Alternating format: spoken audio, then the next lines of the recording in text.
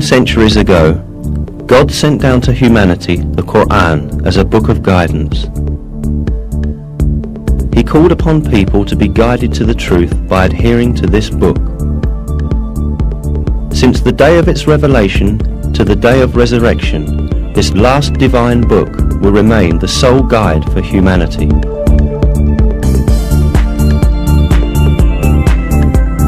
The matchless style of the Quran and the superior wisdom in it are definite evidence that it is the Word of God. In addition, the Quran has many miraculous attributes proving that it is a revelation from God.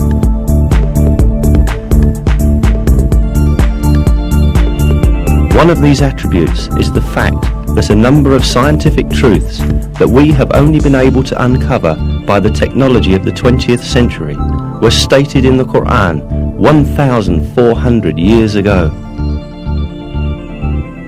Of course, the Quran is not a book of science. However, many scientific facts that are expressed in an extremely concise and profound manner in its verses have only been discovered with the technology of the 20th century. These facts could not have been known at the time of the Quran's revelation, and this is still more proof that the Quran is the Word of God.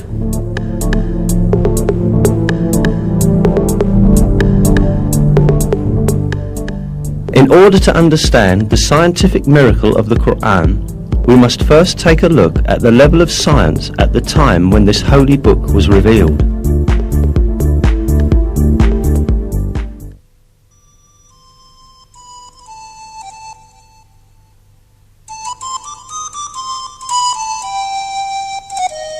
In the 7th century, when the Quran was revealed, Arab society had many superstitious and groundless beliefs where scientific issues were concerned.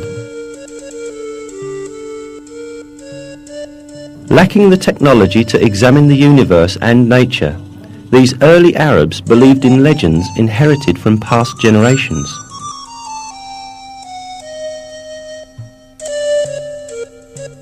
They supposed, for example, that mountains supported the sky above. They believed that the world was flat and that there were high mountains at both its ends.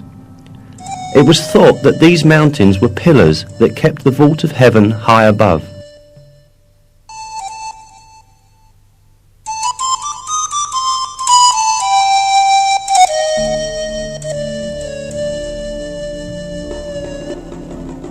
However, all these superstitious beliefs of Arab society were eliminated with the Quran. The verse, "God is He who raised up the heavens without any support," for example, invalidated the belief that the sky remains above because of the mountains. In many other subjects, important facts were revealed at a time when no one could have known them.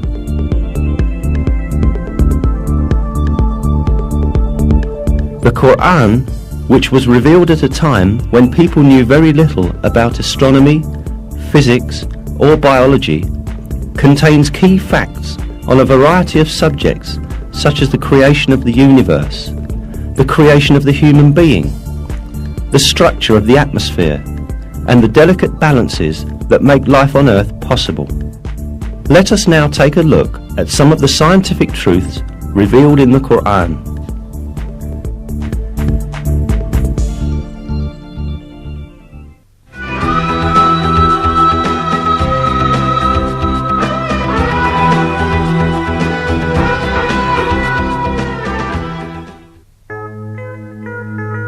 The origin of the universe is described in the Quran in the following verse.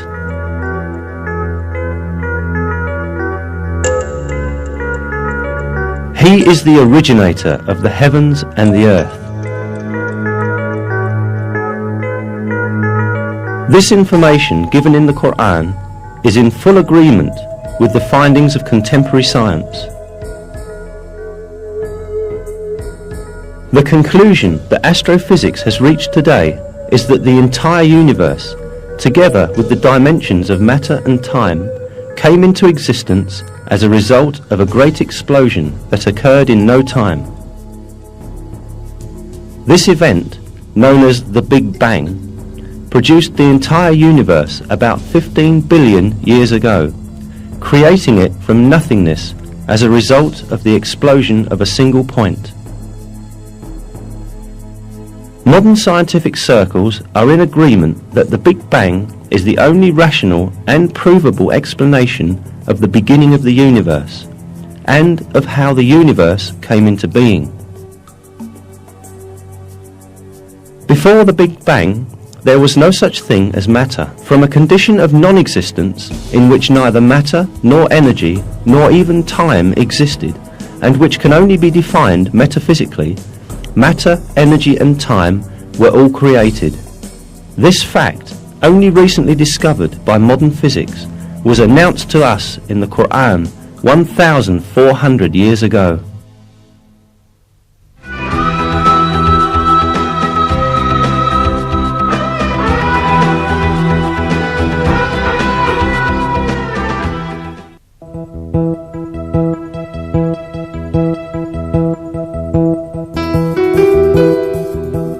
In the Quran, which was revealed 14 centuries ago, at a time when the science of astronomy was still primitive, the expansion of the universe was described like this.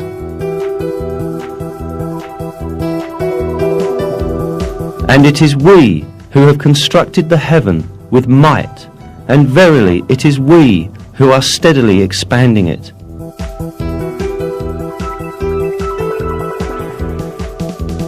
The word heaven, as stated in this verse, is used in various places in the Quran with the meaning of space and universe.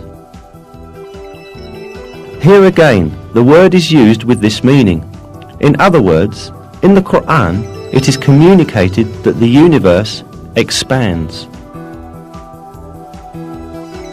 And this is the very conclusion that science has reached today. Until the dawn of the 20th century, the only view prevailing in the world of science was that the universe has a constant nature, and it has existed since infinite time.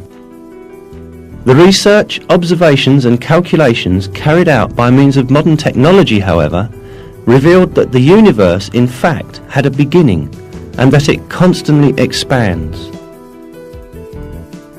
At the beginning of the 20th century, the Russian physicist Alexander Friedmann and the Belgian cosmologist Georges Lemaitre theoretically calculated that the universe is in constant motion and that it is expanding.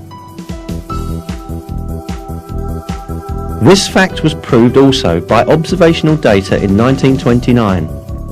While observing the sky with a telescope, Edwin Hubble, the American astronomer, discovered that the stars and galaxies were constantly moving away from each other.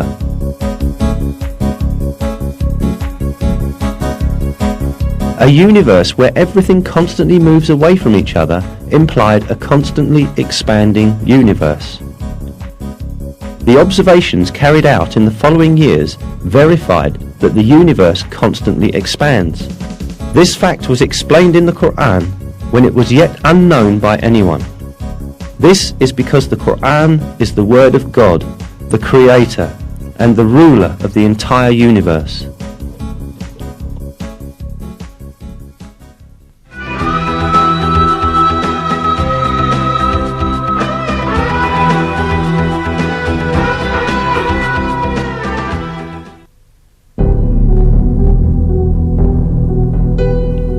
While referring to the sun and the moon in the Quran, it is emphasized that each moves in a certain orbit.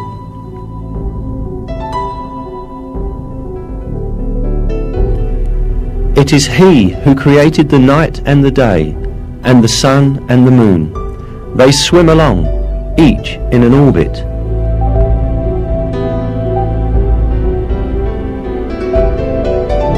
It is mentioned in another verse too, that the sun is not static, but moves in a certain orbit.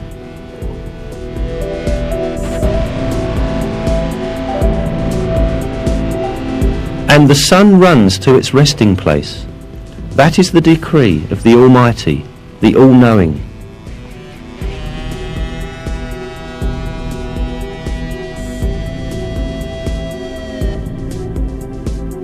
These facts, communicated in the Quran, have been discovered by astronomical observations in our age. According to the calculations of experts on astronomy, the Sun is travelling at the enormous speed of 720,000 kilometres an hour in the direction of the star Vega in a particular orbit called the solar apex. This means that the Sun travels roughly 17,280,000 kilometres a day. Along with the Sun, all planets and satellites within the gravitational system of the Sun also travel the same distance.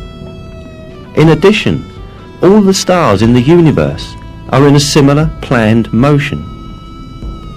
That the entire universe is full of paths and orbits such as this one is inscribed in the Quran as follows: by the sky full of paths and orbits.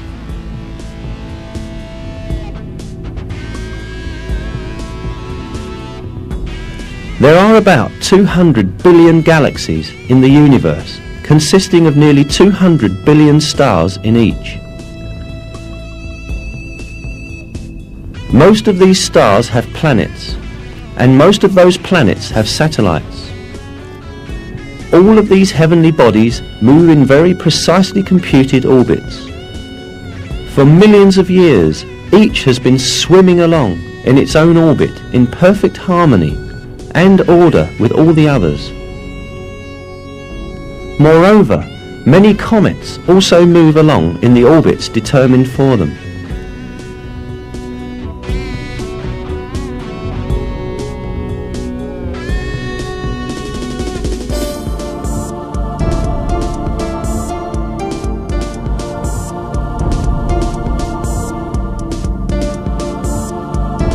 The orbits in the universe do not only belong to celestial bodies. The galaxies also travel at enormous speeds in computed, planned orbits.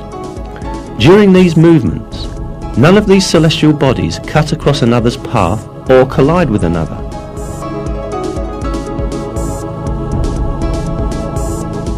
Indeed, it has been observed that some galaxies pass through each other with none of their components touching each other. Surely, at the time the Quran was revealed, humankind did not possess today's telescopes or advanced observation technologies to observe space in a range of millions of kilometres, nor the modern knowledge of physics or astronomy. Therefore, at that time, it was not possible to determine scientifically that space is full of paths and orbits, as stated in the verse. However, this was openly declared to us in the Quran that was revealed at that time, because the Quran is the Word of God.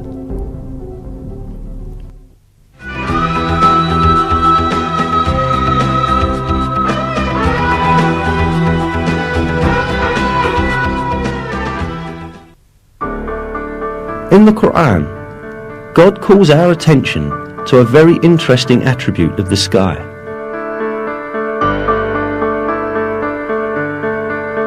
We made the sky a preserved and protected roof, yet still they turn away from our signs.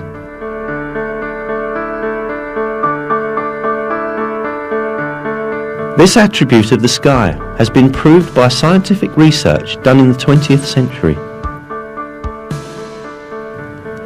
The atmosphere surrounding the Earth serves crucial functions for the continuity of life. While destroying many meteors, big and small, as they approach the Earth, it prevents them from falling to Earth and harming living things.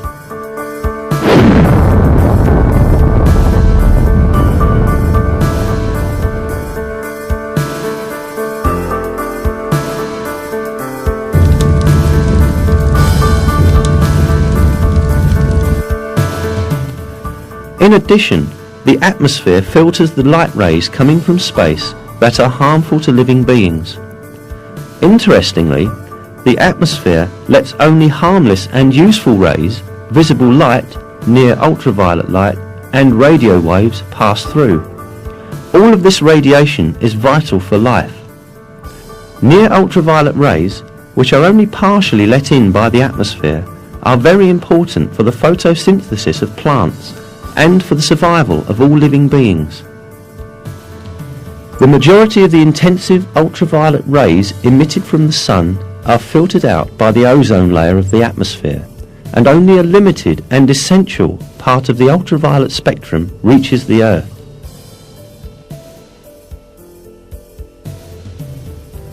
The protective function of the atmosphere does not end here.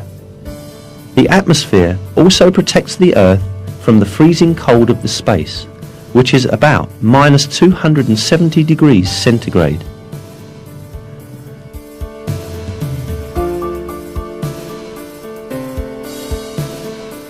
It is not only the atmosphere that protects the Earth from harmful effects. In addition to the atmosphere, the Van Allen belt, a layer caused by the magnetic field of the Earth, also serves as a shield against the harmful radiation that threatens our planet.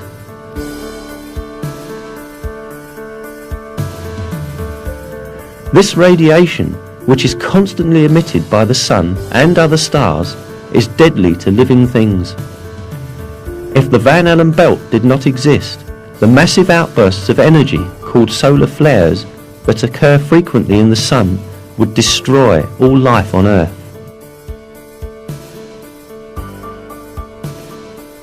The energy transmitted in just one of these flashes detected in recent years was calculated to be the equivalent to 100 billion atomic bombs, similar to the one dropped on Hiroshima.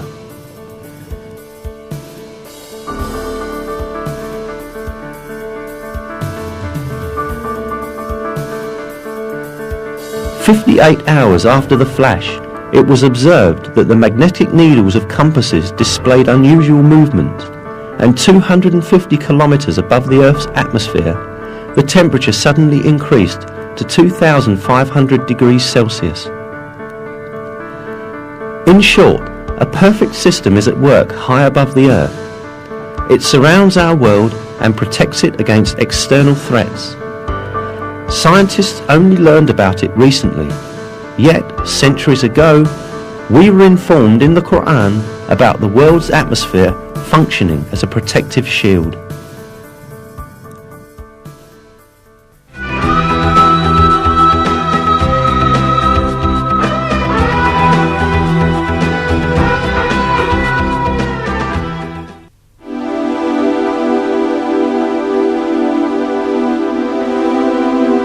The 11th verse of Surat At-Tariq in the Quran refers to the returning function of the sky.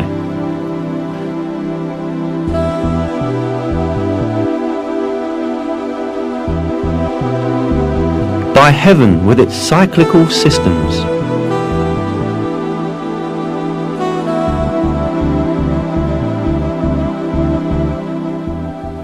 This word, interpreted as cyclical in Quran translations, also has meanings of sending back or returning.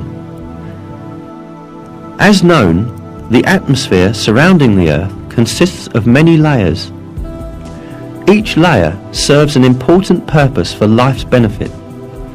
Research has revealed that these layers have the function of turning the materials or rays they are exposed to back into space or back down to Earth. Now let us examine with a few examples this recycling function of the layers encircling the Earth. The troposphere, 13 to 15 kilometers above the Earth, enables water vapor rising from the surface to be condensed and turned back down to the Earth as rain. The ozone layer, at an altitude of 25 kilometers, reflects harmful radiation and ultraviolet light coming from space and turns both back into space. The ionosphere reflects radio waves broadcast from the Earth back down to different parts of the world, just like a passive communications satellite, and thus makes wireless communication, radio and television broadcasting possible over long distances. The fact that this property of the sky's layers, which could only be scientifically discovered recently, was declared centuries ago in the Quran, once again demonstrates that the Quran is the Word of God.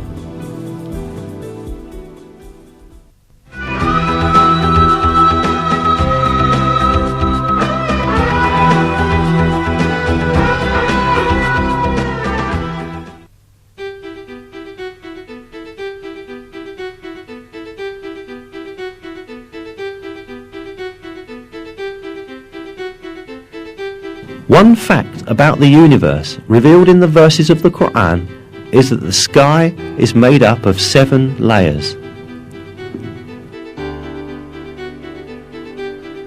It is He who created everything on the earth for you and then directed His attention up to heaven and arranged it into 7 regular heavens.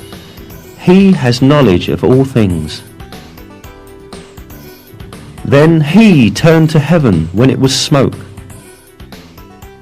In 2 days He determined them as 7 heavens and revealed in every heaven its own mandate.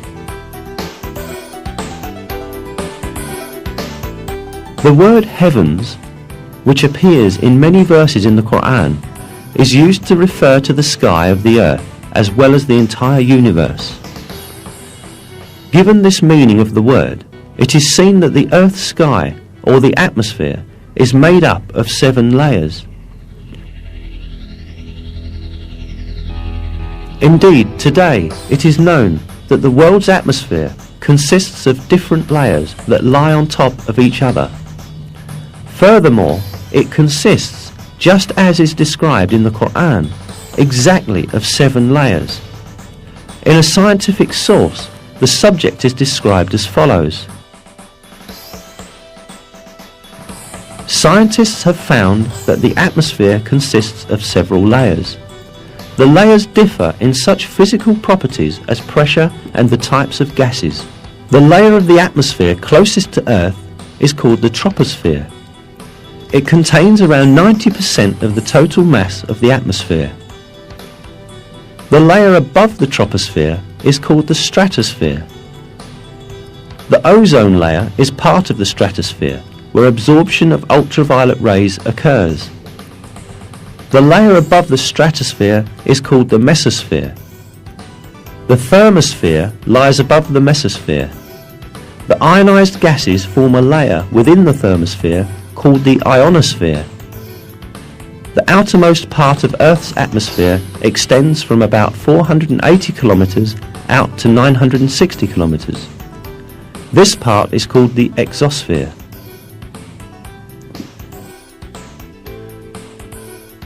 If we count the number of layers cited in this source, we see that the atmosphere consists of exactly 7 layers, just as stated in the verse.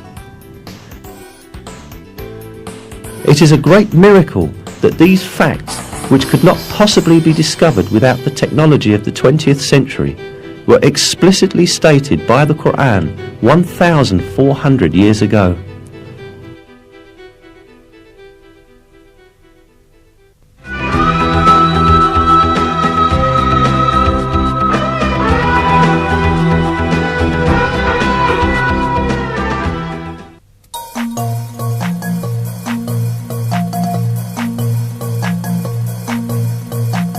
The Quran draws attention to a very important geological function of mountains.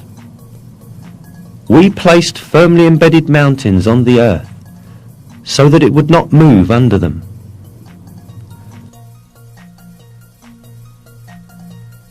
As noticed, it is stated in the verse that the mountains have the function of preventing shocks on the earth. This fact was not known by anyone at the time the Quran was revealed. It was in fact brought to light recently as a result of the findings of modern geology. According to these findings, mountains emerge as a result of the movements and collisions of massive plates forming the Earth's crust. When 2 plates collide, the stronger one slides under the other. The one on top bends and forms heights and mountains. The layer beneath proceeds under the ground and makes a deep extension downward. That means that mountains have a portion stretching downwards as large as their visible portion on the earth. In a scientific text, the structure of mountains is described as follows. Where continents are thicker, as in mountain ranges, the crust sinks deeper into the mantle. In a verse, this role of the mountains is pointed out through a comparison with pegs. Have we not made the earth as a bed, and the mountains its pegs?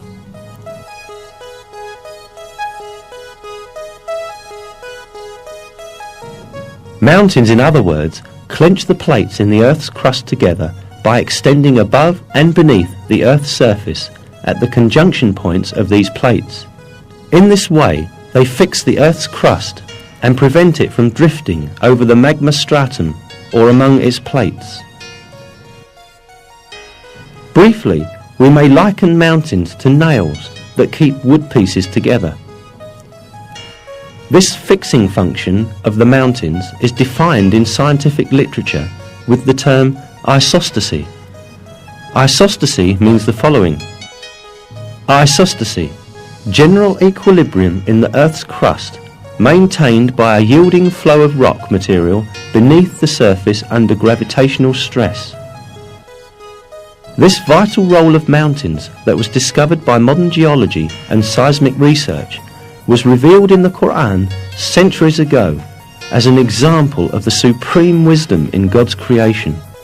We placed firmly embedded mountains on the earth so that it would not move under them.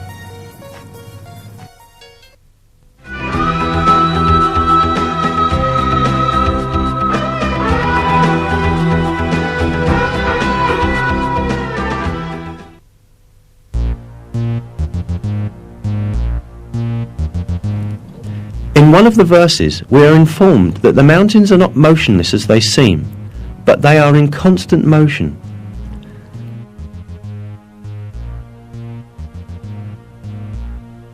You will see the mountains you reckoned to be solid going past like clouds. Such is the artistry of God, who disposes of all things in perfect order. Surely He is aware of what you do.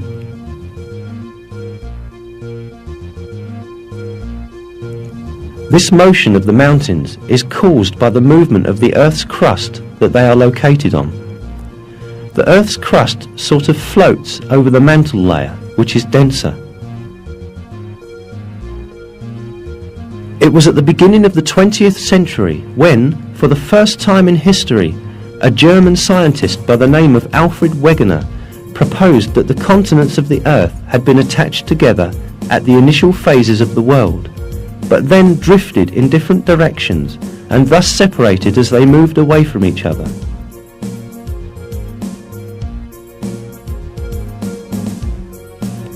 Geologists understood that Wegener was right only in the 1980s, 50 years after his death.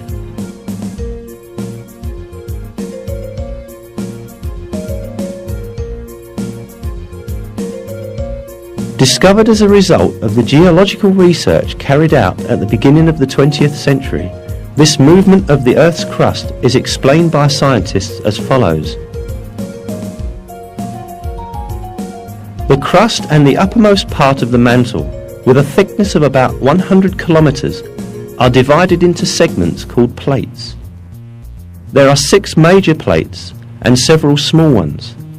According to the theory called plate tectonics, these plates move about on Earth, carrying continents and ocean floor with them. Continental motion has been measured at from 1 to 5 centimeters per year. As the plates continue to move about, this will produce a slow change in Earth's geography. Each year, for instance, the Atlantic Ocean becomes slightly wider.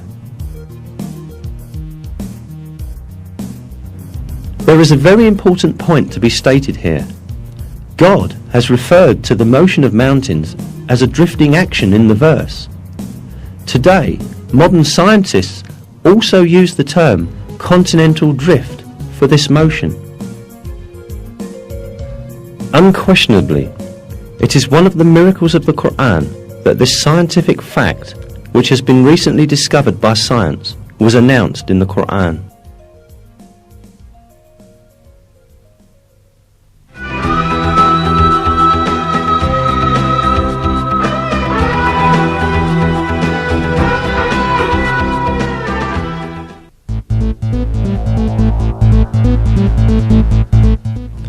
Iron is one of the elements highlighted in the Quran. In Surat al-Hadid, meaning iron, we are informed,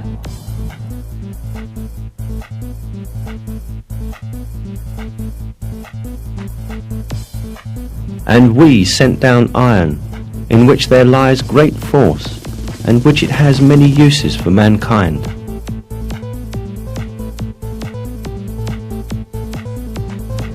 The word "sent down," particularly used for iron in the verse, could be thought of having a metaphorical meaning to explain that iron is given to the service of people.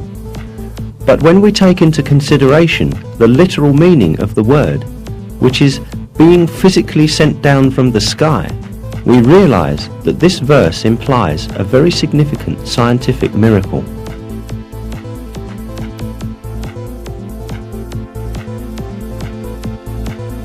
This is because modern astronomical findings have disclosed that the metal of iron found in our world has come down from giant stars in outer space. The heavy metals in the universe are produced in the nucleus of big stars.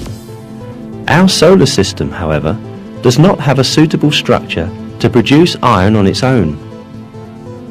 Iron can only be produced in much bigger stars than the Sun, where the temperature reaches a few 100 million degrees. When the amount of iron exceeds a certain level in a star, the star can no longer bear it, and eventually it explodes in what is called a nova or a supernova. As a result of this explosion, meteors containing iron are scattered around the universe, and they move through the void until attracted by the gravitational force of a celestial body. All this shows that the metal iron did not form on the Earth, but was carried from exploding stars in space via meteors and was sent down to Earth, exactly the same way as stated in the verse. It is clear that this fact could not have been scientifically known in the 7th century, when the Quran was revealed. "And we sent down iron, in which there lies great force, and which has many uses for mankind."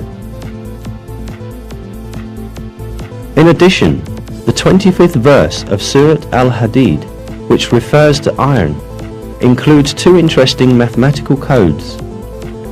Surat al-Hadid is the 57th surah in the Quran. The numerical value of the word al-Hadid in Arabic, in other words, is abjad, is the same number, 57. The numerical value of the word Hadid alone is 26, and 26 is the atomic number of iron.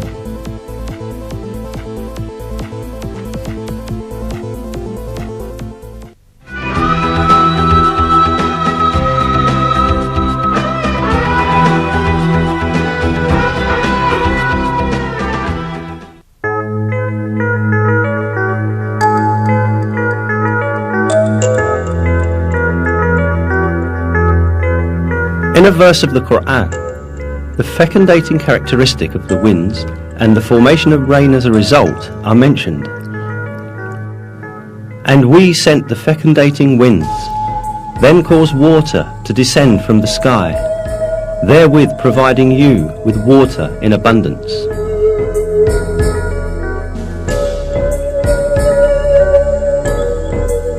In this verse, it is pointed out that the first stage in the formation of rain is wind.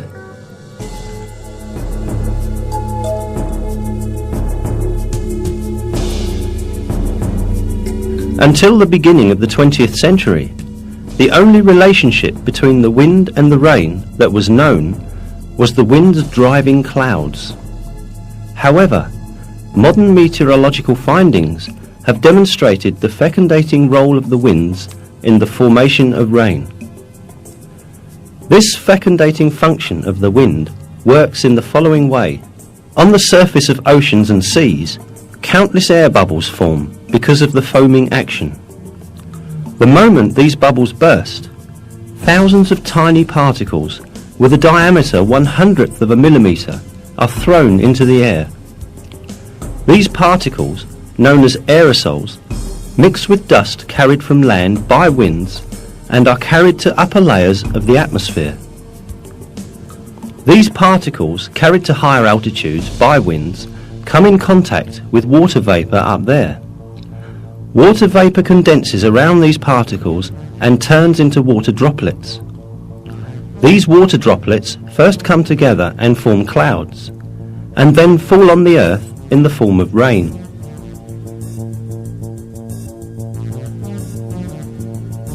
As seen, winds fecundate the water vapour floating in the air with the particles they carry from the sea, and eventually help the formation of rain clouds.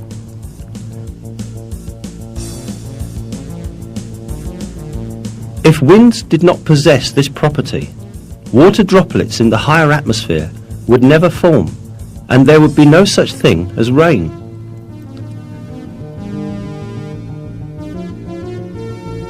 The most important point here is that this critical role of the winds in the formation of rain was stated centuries ago in a verse of the Quran, at a time when people knew almost very little about natural phenomena.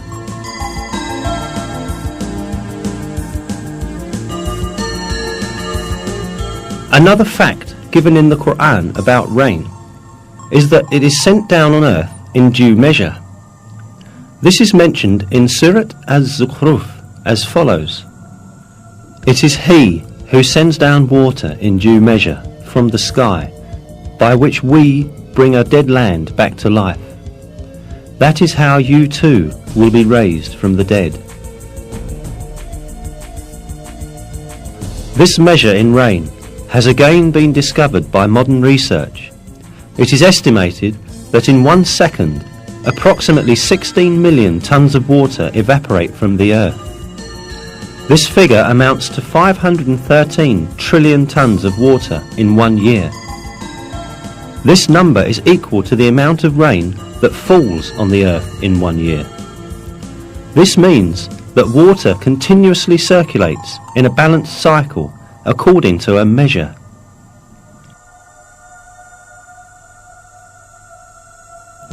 Life on Earth depends on this water cycle. Even if people had used all the technology in the world, they would not be able to produce this cycle artificially.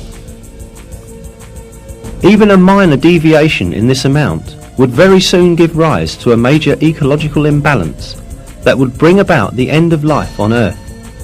Yet, this never happens, and the rain keeps falling every year in exactly the same amount, just as is revealed in the Quran.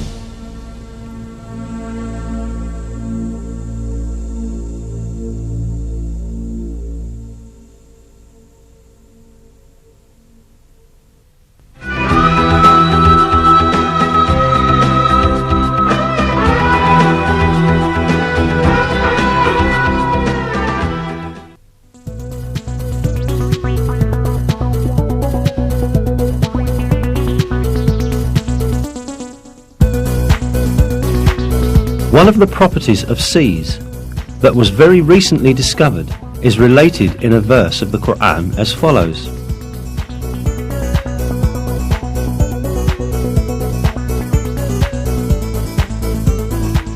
"He has let loose the two seas, converging together, with a barrier between them.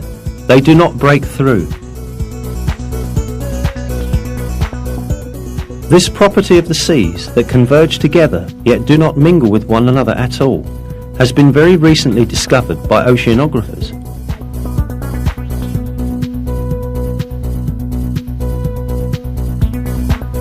Because of a physical force called the surface tension, the waters of neighbouring seas do not mix. Caused by the difference in the density of the seas, surface tension prevents the seas from mingling with one another, just as if a thin wall were between them. The interesting side of it is that during a period when people had no knowledge of physics, surface tension, or oceanography. This was revealed in the Quran.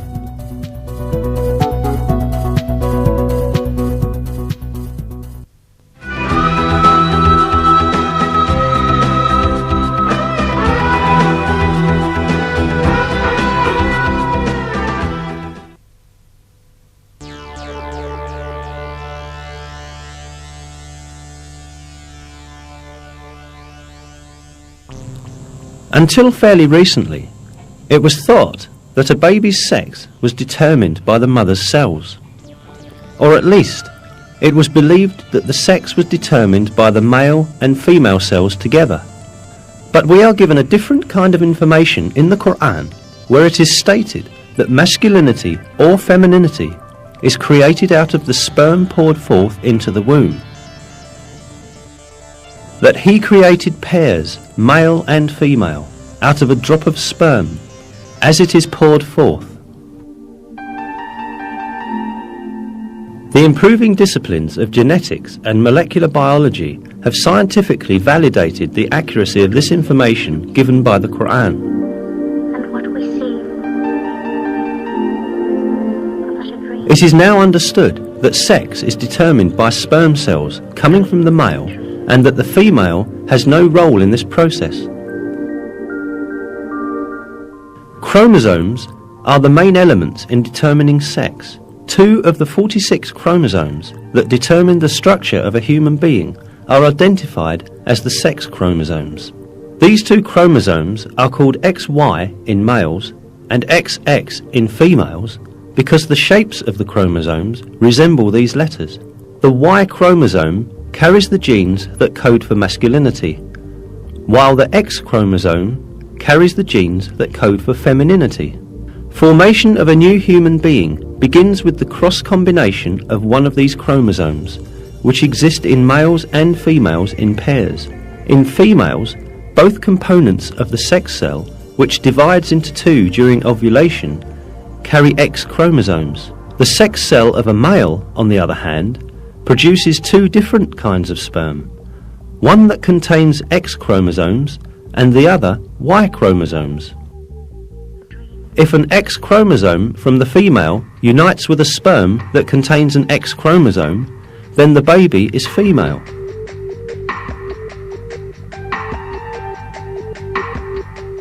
If it unites with the sperm that contains a Y chromosome, the baby is male.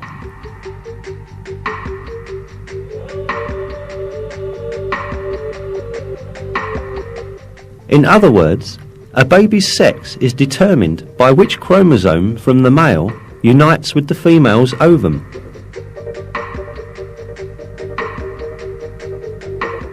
None of this was known until the discovery of genetics in the 20th century. Indeed, in many cultures, it was believed that a baby's sex was determined by the female's body.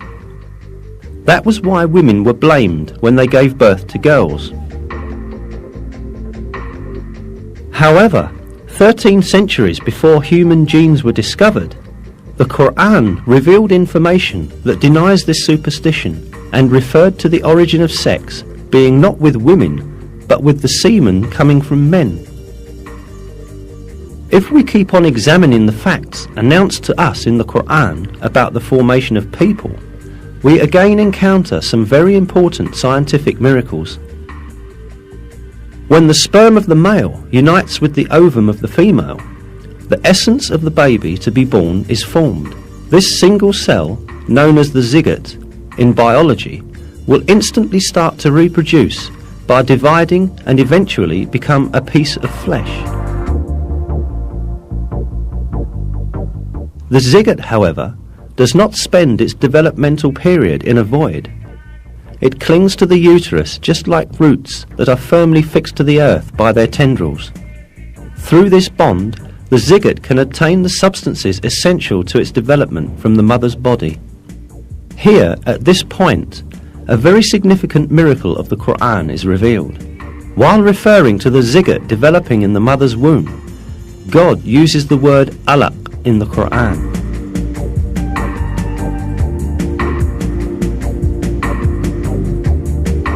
Recite, in the name of your Lord, who created man from alaq.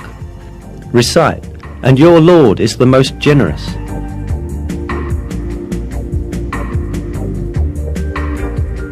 The meaning of the word alaq in Arabic is a thing that clings to some place. The word is literally used to describe leeches that cling to a body to suck blood. Certainly, it is not a coincidence that such an appropriate word is used for the zygote developing in the mother's womb. This proves once again that the Quran is a revelation from God, the Lord of all the worlds.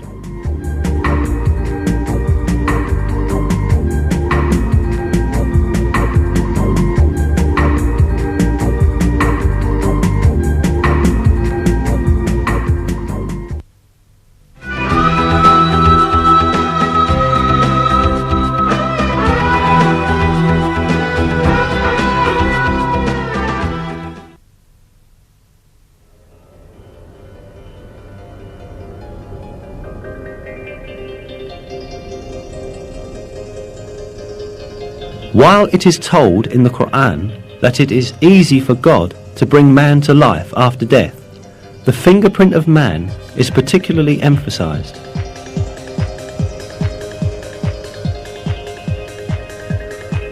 Yes, we are able to put together in perfect order the very tips of his fingers.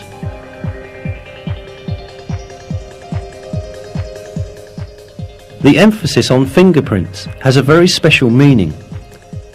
This is because everyone's fingerprint is unique to himself. Every person who is alive or who has ever lived in this world has a set of unique fingerprints. That is why fingerprints are accepted as a very important identity card, exclusive to its owner and used for this purpose around the world. But what is important is that this feature of the fingerprint was only discovered in the late 19th century. Before then, people regarded fingerprints as ordinary curves without any specific importance or meaning. However, in the Quran, God points to the fingertips, which did not attract anyone's attention at that time, and calls our attention to their importance, an importance that could only be understood in our age.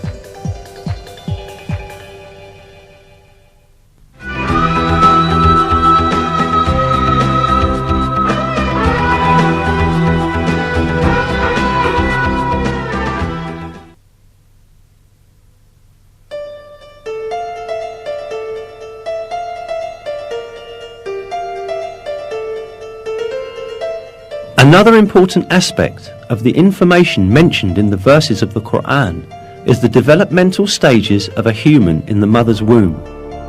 It is stated in the verses that in the mother's womb, first the bones develop, and then the muscles form which wrap around these bones. We then formed the drop into a clot, and formed the clot into a lump, and formed the lump into bones, and clothed the bones in flesh, and then brought him into being as another creature. Blessed be God, the best of creators.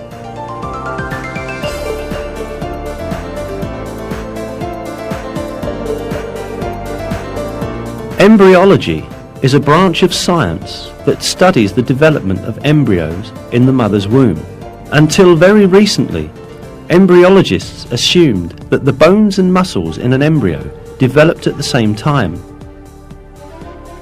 For this reason, for a long time, some people claimed that these verses were in conflict with science. Yet, advanced microscopic research conducted by virtue of new technological developments has revealed that the revelation of the Quran is word by word correct. These examinations at the microscopic level showed that the development inside the mother's womb takes place in just the way it is described in the verses. First, the cartilage tissue of the embryo ossifies. Then, muscular cells that are selected from among the tissue around the bones come together and wrap around these bones. This event is described in a scientific publication with the following words. During the 7th week, the skeleton begins to spread throughout the body, and the bones take their familiar shapes. At the end of the 7th week, and during the 8th week, the muscles take their positions around the bone forms.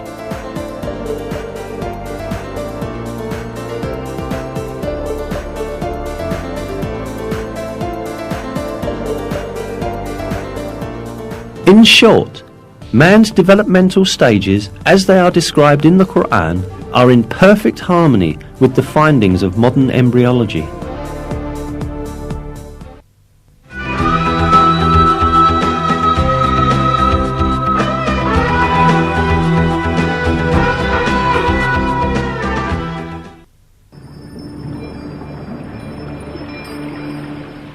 In the Quran, it is related that man is created in a 3-stage process in the mother's womb.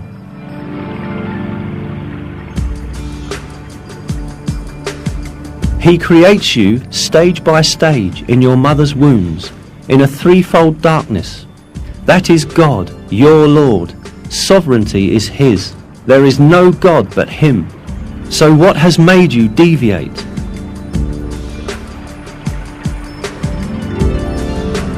As will be understood, it is pointed out in this verse that a human being is created in the mother's womb in 3 distinct stages.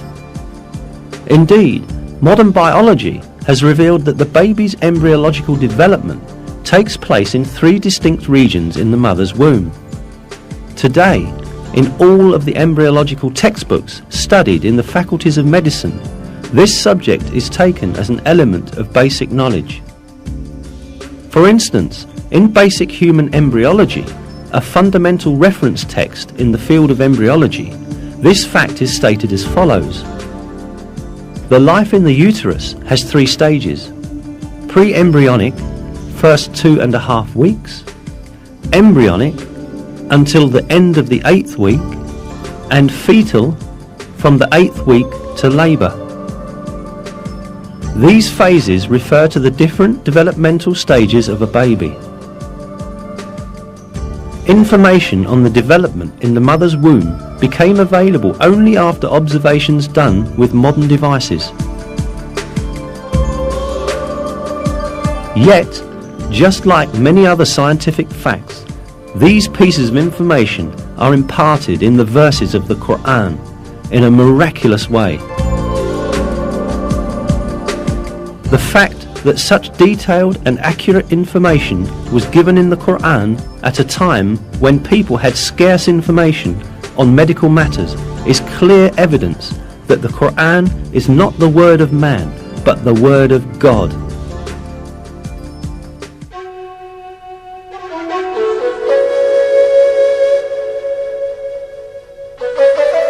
Another miraculous aspect of the Quran is that it revealed beforehand a number of important events that would occur in the future. The 27th verse of Surat Al-Fath, for example, gave the believers glad tidings that they would conquer Mecca, which was then under the occupation of pagans.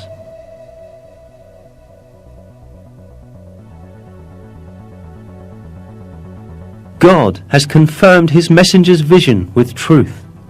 You will enter the Masjid al-Haram in safety, God willing, shaving your heads and cutting your hair without any fear. He knew what you did not know and ordained, in place of this, an imminent victory.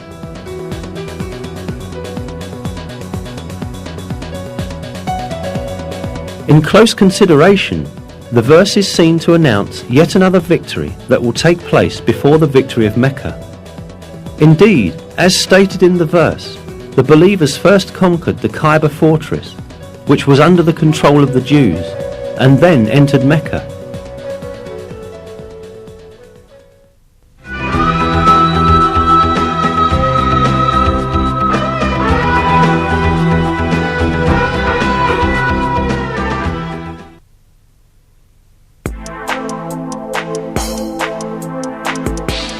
Another piece of news that the Quran gives about the future is found in the first verses of Surat al-Rum.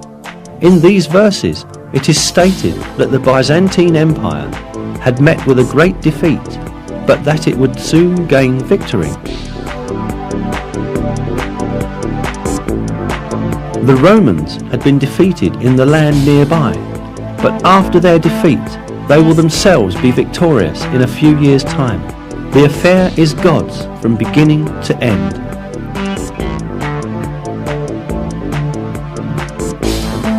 These verses were revealed around 620 CE, almost 7 years after the severe defeat of Christian Byzantium at the hands of the Persians, when the Byzantines lost Jerusalem. Yet it was related in the verses that Byzantium would shortly be victorious. In fact, Byzantium had then suffered such heavy losses that it seemed impossible for it even to maintain its existence, let alone be victorious again. Not only the Persians, but also Avars, Slavs and Lombards posed serious threats to the Byzantine Empire. The Avars had come as far as the walls of Constantinople. The Byzantine Emperor Heraclius had ordered the gold and silver in churches to be melted and turned into money in order to meet the expenses of the army.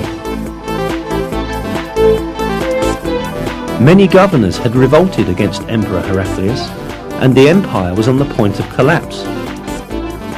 Mesopotamia, Cilicia, Syria, Palestine, Egypt and Armenia, which earlier belonged to Byzantium, were invaded by the idolater Persians. In short, everyone was expecting the Byzantine Empire to be destroyed. But right at that moment, the first verses of Surat al-Rum were revealed, announcing that Byzantium would gain triumph in a few years' time.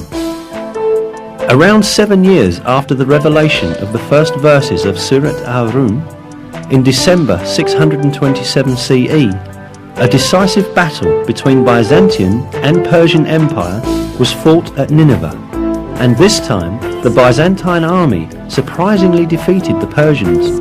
A few months later, the Persians had to make an agreement with Byzantium, which obligated them to return the territories they had taken from them. At the end, the victory of the Romans, proclaimed by God in the Quran, miraculously came true. Another miracle revealed in these verses is the announcement of a geographical fact that could not be discovered by anyone in that period. In the third verse of Surat al-Rum, we are informed that the Romans had been defeated in the lowest region of the earth. This expression, Adna el-Ard in Arabic, is interpreted as a nearby place in many translations. Yet, this is not the literal meaning of the original statement, but rather a figurative interpretation of it. The word Edna in Arabic is derived from the word Deni, which means low, and Ard, which means world. Therefore, the expression Edna el-Ard means the lowest place on the earth. Most interestingly, crucial stages of the war fought between the Byzantine Empire and the Persians, when the Byzantines were defeated and lost Jerusalem, had really taken place at the lowest point on earth. This specified region is the basin of the Dead Sea, which is situated at the intersection point of the lands belonging to Syria, Palestine and Jordan. The Dead Sea, lying at 395 meters below sea level, is the lowest region of the earth. This means that the Byzantines were defeated at the lowest part of the world, just as is stated in the verse. The most interesting point lies in the fact that the altitude of the Dead Sea could only be measured with modern measurement techniques. Before that, it was impossible for anyone to know that it was the lowest region on the surface of the earth. Yet, this region was stated to be the lowest point on the earth in the Quran. Hence, this provides another evidence that the Quran is divine revelation.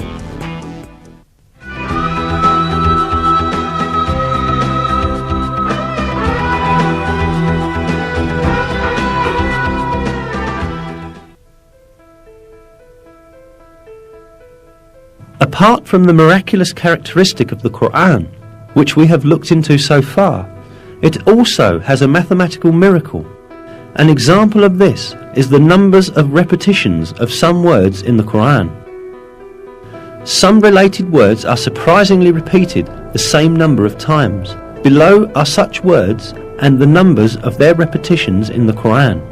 The word day is repeated 365 times in singular form, while its plural and dual forms, days, together are repeated 30 times. The number of repetitions of the word moon is 12. The word punishment is repeated 117 times, while the expression forgiveness, which is one of the basic principles of the Quran, is repeated exactly twice as many times. The number of times the words world and hereafter are repeated is also the same, 115.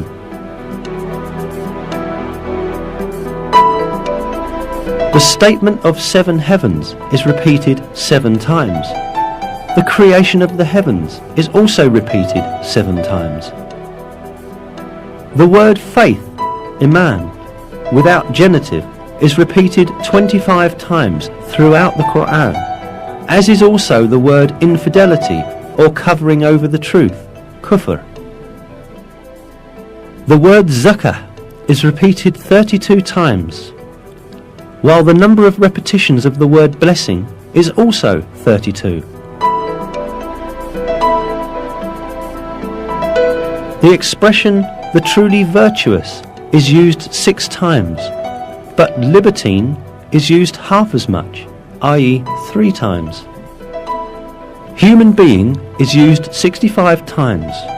The sum of the number of mentions of the stages of man's creation is the same.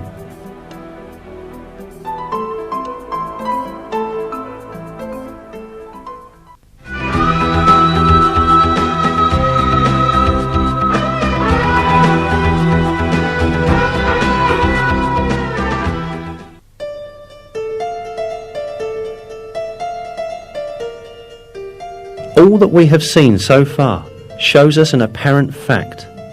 The Quran is such a book that all the news related in it has proved to be true, and facts that no one could ever have known at that time were announced in its verses. Certainly this provides clear evidence that the Quran is not the word of man. The Quran is the word of God, the originator of everything, and the Almighty, who encompasses everything with his knowledge. In a verse, God remarks on the Quran, "If it had been from other than God, they would have found many inconsistencies in it."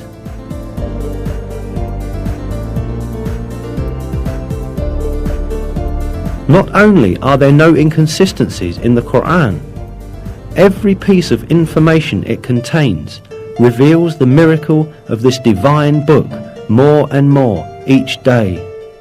What falls to man is to hold fast to this divine book revealed by God and receive it as his one and only guide. In one of the verses, God calls out to us, "And this is a book we have sent down and blessed, so follow it and have fear of God, so that hopefully you will gain mercy."